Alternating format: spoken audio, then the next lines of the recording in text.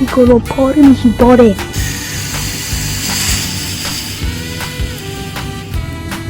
مارلیزی که قبلا دوست داشتی مامان.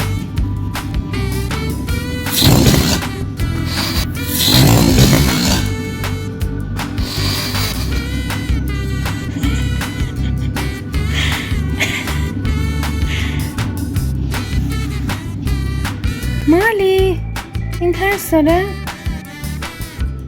تو که قبلا عاشقش بودی، تو تولد بازی میکردی. ترست ریخ؟ نه؟ بچه مارلی ترسیده، قبلا اینجوری نبودش که من نمیخوام اذیتش کنم. باد نمی کنی مامان باشه. فکرم خوشت میاد بازی میکنی. دوست نداشتی؟